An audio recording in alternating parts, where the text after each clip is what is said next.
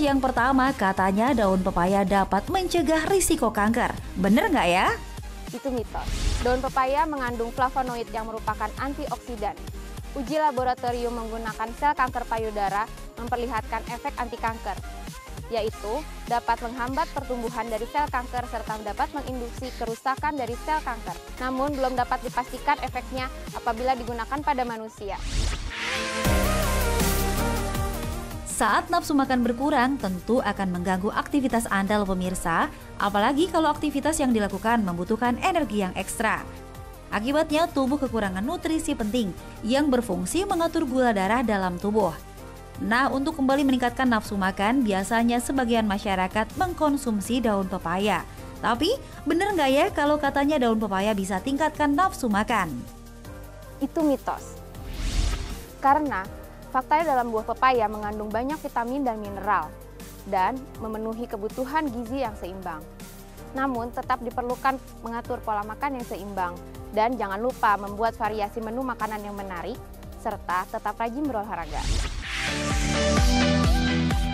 Hipertensi adalah kondisi di mana tekanan darah mencapai 130/180. Selain keturunan, pola hidup yang tidak sehat dengan banyak mengkonsumsi makanan berlemak menjadi salah satu penyebabnya. Di Indonesia sendiri, hipertensi menjadi salah satu kondisi yang menakutkan. Jika tidak diobati dengan serius, dapat mengakibatkan penyakit jantung koroner dan juga stroke. Nah, fakta atau mitos ya kalau daun pepaya dapat membantu mengontrol tekanan darah tinggi? Itu mitos. Memang sudah ada penelitian pada hewan coba yang membuktikan ada efek anti-hipertensi, yaitu dapat menghambat enzim angiotensin converting enzyme. Namun, dalam penelitian tersebut dibuktikan bahwa zat aktif dalam daun pepaya ini dapat dipertimbangkan lebih lanjut sebagai fitofarmaka pilihan obat anti-hipertensi. Pemirsa, alergi merupakan reaksi yang dilakukan oleh sistem kekebalan tubuh terhadap sesuatu anggapan asing. Salah satu gejalanya adalah ruam pada bagian kulit hingga diare. Nah, ternyata alergi juga tidak hanya disebabkan oleh lingkungan yang kotor saja loh, tapi juga karena makanan. Bener nggak ya kalau konsumsi daun pepaya berlebih sebabkan alergi? Itu benar, itu fakta. Konsumsi daun pepaya dalam jumlah yang cukup banyak dapat menimbulkan reaksi alergi pada beberapa orang yang sensitif terhadap enzim papain. Begitu juga dapat terjadi iritasi kulit pada orang yang sensitif terhadap getah pepaya. Demam berdarah merupakan salah satu penyakit yang harus diwaspadai di Indonesia. Penyakit ini disebabkan oleh gigitan nyamuk Aedes aegypti yang berakibat demam tinggi, nyeri otot, bahkan mual dan muntah. Jika tidak ditangani dengan tepat, penyakit ini dapat menyebabkan kematian. Selain mengkonsumsi obat, sebagian masyarakat juga menggunakan daun pepaya dalam proses penyembuhan. Eits, tapi itu fakta atau mitos ya? Sekali lagi bukan, itu adalah mitos.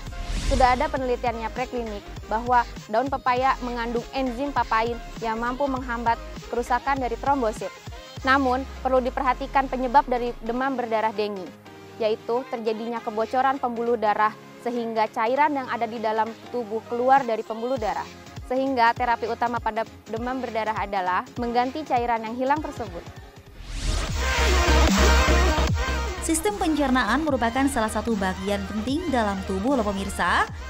Saat proses pencernaan makanan dalam tubuh terganggu, proses penyerapan nutrisi pun tidak akan maksimal ya pemirsa. Nah, saat itu terjadi, sebagian masyarakat biasanya mulai mengkonsumsi daun pepaya karena dipercaya dapat memperlancar saluran pencernaan. Itu fakta atau mitos? Ya benar, itu adalah fakta.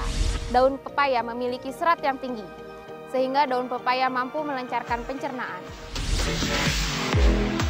Bagi wanita yang baru melahirkan, tentu memiliki masalah ASI yang kadang sulit untuk dikeluarkan dengan lancar. Sejak zaman dulu, sebagian masyarakat mengkonsumsi daun pepaya untuk membantu melancarkan ASI. Nah, fakta atau mitos ya pemirsa kalau daun pepaya dapat tingkatkan produksi ASI? Itu adalah fakta. Sudah ada penelitiannya pada wanita pasca melahirkan sebanyak 48 orang yang mengkonsumsi 800 mg ekstrak daun pepaya dalam sehari. Hasilnya dapat meningkatkan produksi ASI melalui peningkatan hormon prolaktin. Pemirsa, agar daun pepaya dapat kita manfaatkan dengan baik, Berikut ini adalah tips konsumsi daun pepaya dari Dr. Tulus, spesialis farmakologi. Berikut ini adalah cara mengkonsumsi daun pepaya secara tepat. Yang pertama, cuci bersih dulu daun pepaya. Yang kedua, konsumsi daun pepaya tidak secara berlebihan. Yang ketiga, jangan menggunakan daun pepaya sebagai pengganti obat utama.